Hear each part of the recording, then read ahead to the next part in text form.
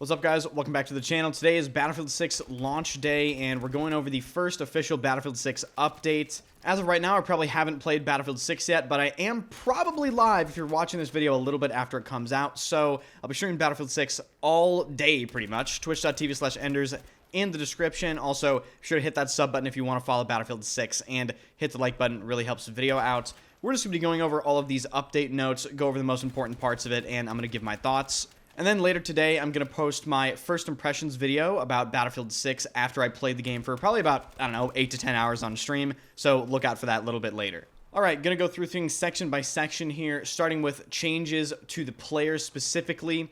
Number one, they reduce the speed that can be carried from sliding into jumping, lowering momentum, especially horizontal. They increase the penalty for repeated jumps and slightly lowered the jump height. Number three, they increased weapon accuracy when firing while jumping or sliding, and they adjusted the parachute physics, reducing the initial acceleration when deploying. These are all changes, I think, coming from the beta. These are not additional on top of that. A lot of my gameplay during my initial play session on Battlefield 6 is definitely going to be figuring out what is viable with the movement. Is it over-nerfed? Is it completely fine? Trying to dial in just exactly how it is. So definitely check out my first impressions video if you want to hear more about the mechanics of the game in particular. One of the biggest fixes in this entire changelog is they fixed the spread bug that was present in the beta. For those of you that don't know, there was an issue where weapons spread or dispersion or bloom, whatever you want to call it, could spike and just become way higher than initially intended, making you miss every shot. So that's an incredibly welcomed bug fix right there. The next few things have to do with soldier dragging and reviving animations. They've basically improved a ton of things having to do with it. The responsiveness, the way it looks, just the way everything interacts with each other. So dragging to revive and reviving in general should be a lot more satisfying and easier to do. The next section of changes all have to do with vehicles. In my opinion, vehicles were probably the biggest glaring issue when it comes to balance and just the way everything was set up in Battlefield 6. So a lot of these changes are extremely welcome. Number one, helicopters have been given more power and responsiveness, making them easier to fly, adjust mid-flight, and survive attack runs, including better chances to dodge incoming RPGs. Now, one of the things that they really need to dial in, also in my opinion, when it comes to vehicle versus infantry balance, is they should really look into reducing the velocity of RPGs and other projectile weapons for AT and AA, because I felt they were really too fast. It was a little bit too easy to actually hit those shots that should be difficult on moving air vehicles with things like RPGs. But continuing on, they have increased the tank turret speed so it doesn't feel too sluggish. Vehicle smoke countermeasures are now more effective at breaking spotting / lock-on, so your play is basically more consistent and predictable. They have improved the death camera experience for air vehicles, adjusted vehicle mix for hit indicators, and updated explosion kill indicator feedback against infantry. This is so you have better time information processing during the gameplay so you can understand what's going on.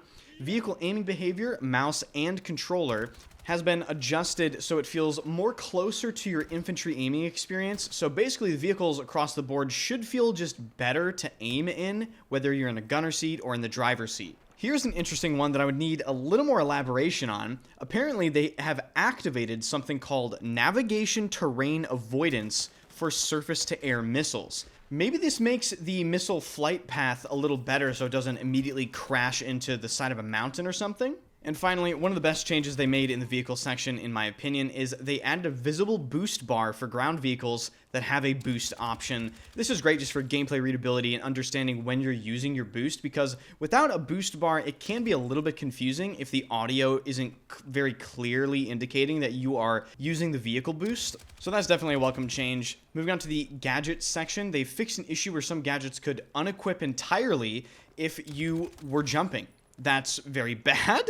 I actually never encountered this glitch in the beta, but I could see this easily killing somebody if they're trying to say, approach a tank and perhaps they need to jump over something, and then suddenly your fucking RPG just disappears. One of the biggest and most welcomed changes in this entire changelog is the fact that they have nerfed the thermobaric grenade launcher And oh my god, if you don't know what the Thermobaric grenade launcher did, it was basically a gadget for the assault class. It was an incendiary grenade launcher that when it hit you, it basically disallowed you to aim down sights. It stun locked you in place while burning you. The change they made to it was they reduced its concussive effect from 2.5 seconds down to 1 second.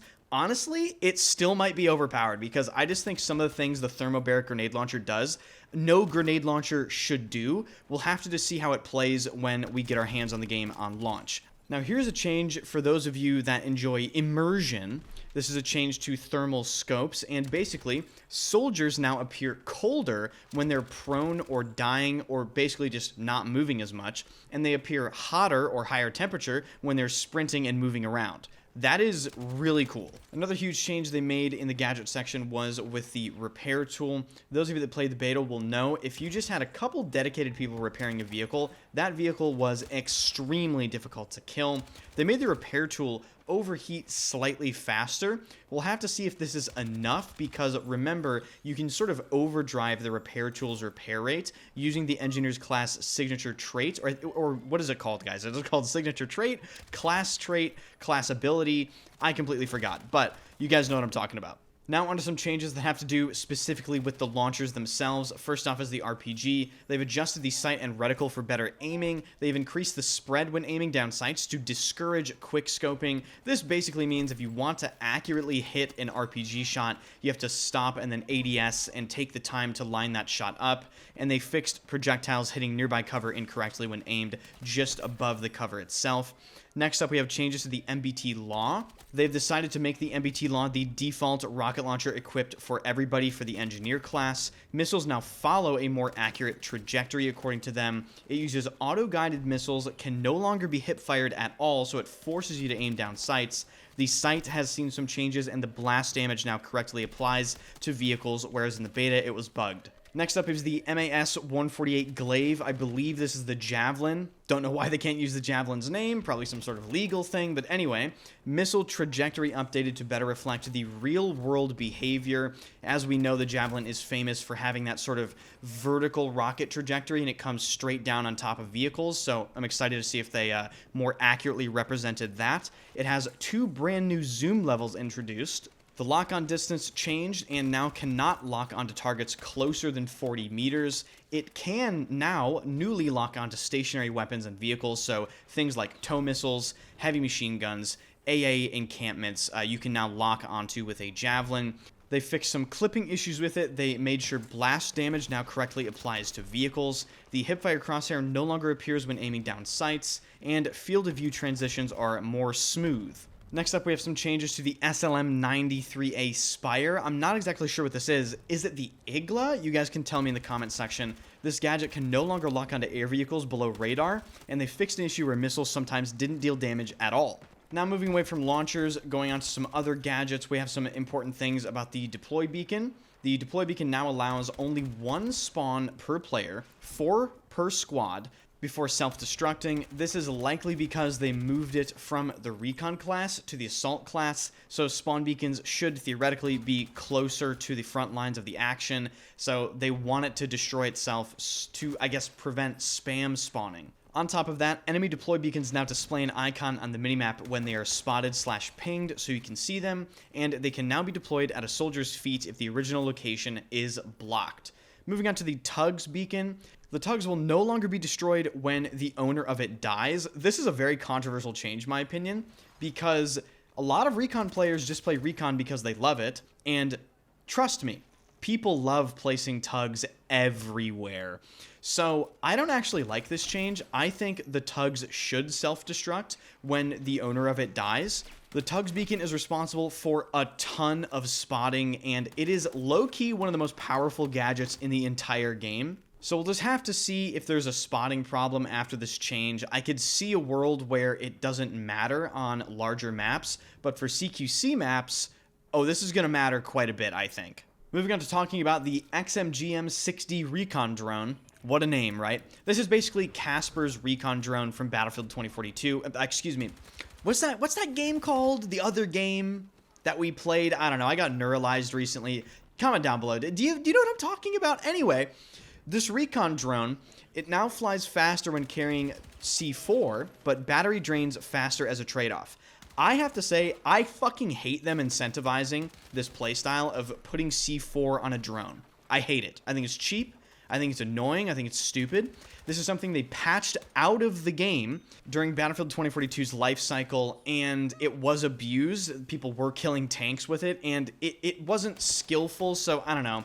I understand there's a trade-off now. The battery drains faster, but yeah, I'm just not a fan of this style of gameplay. And lastly, in the gadget section, we have changes to the supply pouch that are actually extremely substantial.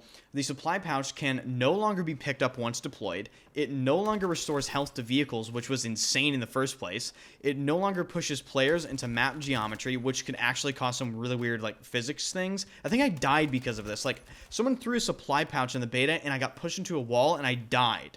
So that's a great change. The supply pouch now follows the same ping rules as repair stations, VO, ping, icon, all that sort of stuff. So you can see it if it's spotted, and the supply pouch now resupplies as intended and grants one additional C4 as overstock. Moving on to the weapons section, general recoil adjustments across multiple different weapons.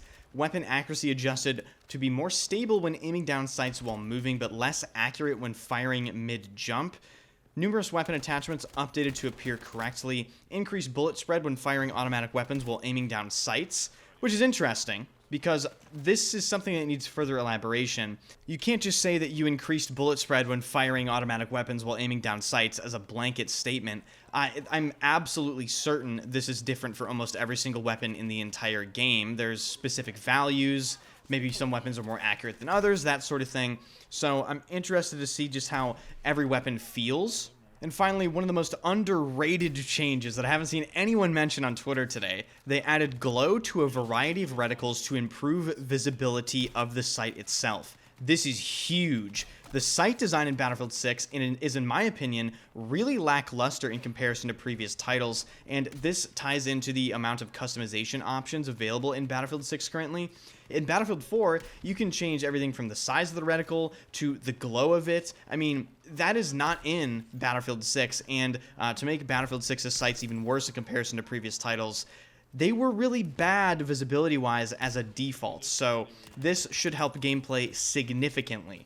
Moving on to maps and modes. Russian breakthrough layouts have been revised in order to deliver a better balance between attackers and defenders. There were definitely some really rough maps, both on attack and defense, present in the beta, and we only got to experience a handful of them, so I can only imagine how some of the maps that we didn't get to test further were. And on top of that, every single map in the game has been improved with better traversal, lighting adjustments, and overall performance upgrades. Moving on to the UI and HUD section, there are just a ton of separate changes in this section. They boil down to a range of polishing improvements for clearer action prompts, so you understand what's going on a little better, smoother navigation, whether it be menus or actual navigation via the minimap, and more accurate displays. Moving on to the settings section, they have for some reason hidden the weapon inspect option on PC. I'm not sure what that means, but maybe PC players have to go in and manually bind the weapon inspect key now. Voice chat now defaults to off, so if you want voice chat for your squad, you're going to have to go into the options menu and enable it manually. A big one here, PC and console settings are now separated to reduce confusion. And lastly, they added an accessibility option for a motion sickness friendly combat roll. Camera basically no longer rolls when you roll, so I guess if you're into immersion, don't use that. They added an accessibility option to reduce camera bob while sprinting, and they added a new option to adjust minimap size, small, medium, and large. I am very interested to see the small, medium, and large minimap options, because in previous Battlefield games, they gave you a slider, and you could make your minimap, say, 150%, or if you liked a very specific size, say 117%, or 96%. You could do that, but it seems like they're only giving us 3 options this time around. Moving on to the audio section, the summary of this is they claimed to have completely overhauled the audio game-wide with clearer pings, refined weapon and vehicle sounds, and multiple fixes for missing or delayed effects.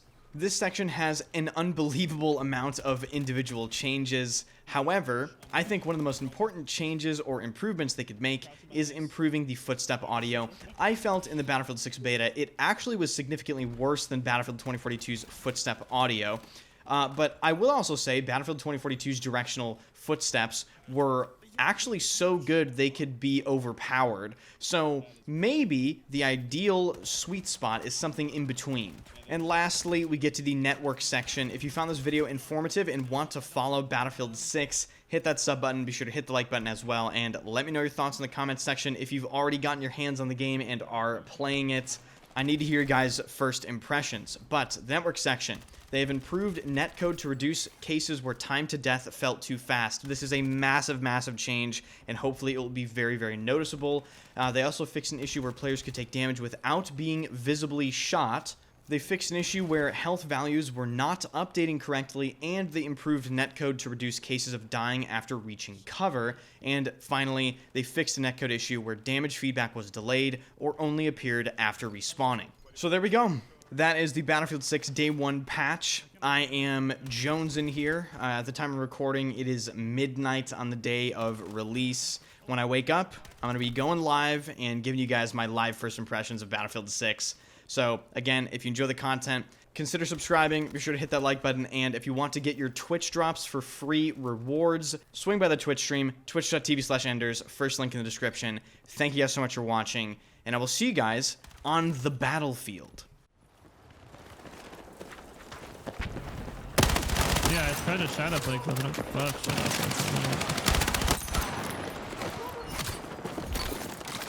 Okay, whoa! How'd that second one not kill him, man? I'm not definitely know if my question comes good. Yeah, okay.